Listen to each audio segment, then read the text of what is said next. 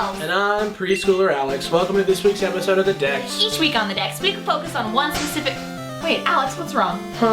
Oh, it's nothing. I just feel like the show's been missing something lately, that's all. What do you mean? I mean, like, the awe, the majesty. I mean, the Pokemon we've been doing so far are great, but what about the monsters? Somebody huge, somebody who can really throw their weight around. Somebody... Oh my gosh, Kells, can we... Do an entire episode on Tyranitar? You bet your ass we can. Yes!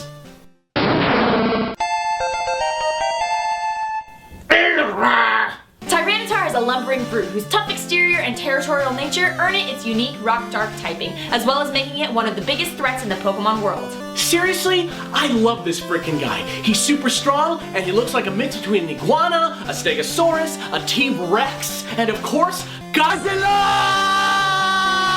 Jeez, what the heck was that? I don't know, I think it happens every time I say Godzilla! Okay, seriously, do not do that again. I hate it. Yeah, you're right. Godzilla! Ugh, whatever! According to the anime, Tyranitar show their affection by nuzzling. Not so badass now, huh? Maybe not. But in Japanese, his name is Bangira, which is a mix between Yaban, meaning savage, Ban, meaning barbarian, and Anguirus, a Japanese monster who looks exactly like Godzilla. No! Don't you dare say it. Besides, in English, his name is basically a combination of Tyrannosaurus and Tardus, which is Latin for slow. A slow T-Rex? Come on. But he's the armor Pokemon! Yeah, well, so's Donphan. But Larvitar and Pupitar are dope too! His pre-evolutions are great! He's a powerhouse! That may be true, and a lot of people might agree with you. But me, I'm not so sure. To me, it sounds like a case of bad Pokemon science! And boy, is it a doozy. Oh, alright, let's do it. Bad Pokemon science! First of all, let's talk about his evolution process. We've got a larva, then a pupa, then a Tyrannosaurus Rex. Come on, it should be some sort of rocky bug-type creature, right? We talking bad science! Then, in all these Pokedex entries, it says Tyranitar can destroy entire mountains, sometimes just with one hand. Are you kidding me? Have you seen those tiny little hands? What you talking about, Willis? We talking bad science. And how about this? Apparently it's a fact that Tyranitar's body cannot be harmed by any sort of attack, and that he spends all of his time looking around for fights. If he was invincible, then he would be the most powerful Pokemon in the world. And we all know that's not true. Praise Arceus. That's bad science. Never gonna give you up, never gonna let you down. That's some bad science. Never gonna run around and hurt you. Never gonna make you cry. Never gonna say goodbye. Never gonna tell a lie.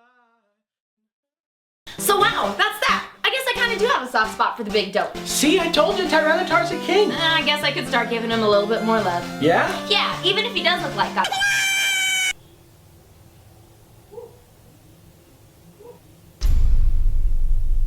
Back in the day, Tyranitar was a beast in the OU tier. It was practically a nuisance how many people were leaning on this Pokemon to provide some serious attack power.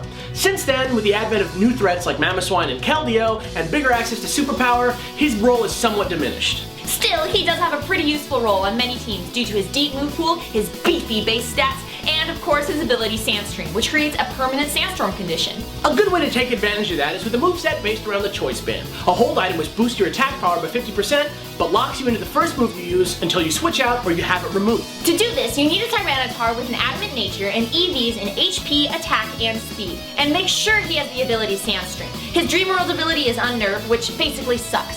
Sandstream.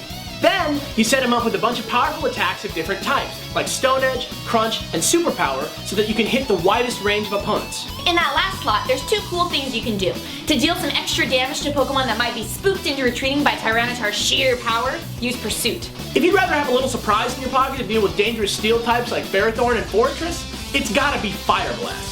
And that's it! Of course, this isn't the only way to train a Tyranitar, so as always, here are a few random thoughts. Tyranitar's uncanny tendency to inspire switches with his sheer fearsome power makes him a great way to set up Stealth Rock. Look out for fallen rocks! He also has access to Aerial Ace, which almost never misses, and hits fighting and grass types for major damage. It's super effective! If you're not using a Choice Band, another option is using Dragon Dance, which boosts his attack and his speed for a straight sweep. Yippee-ki-yay, Mother Russia! Wait, what?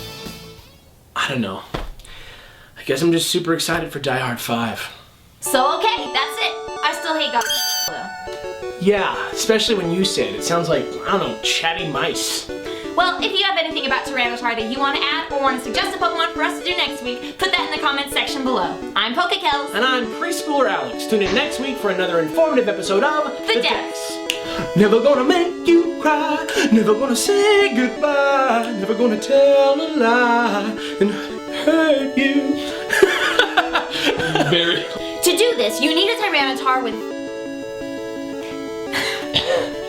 I mean the awe, the majesty.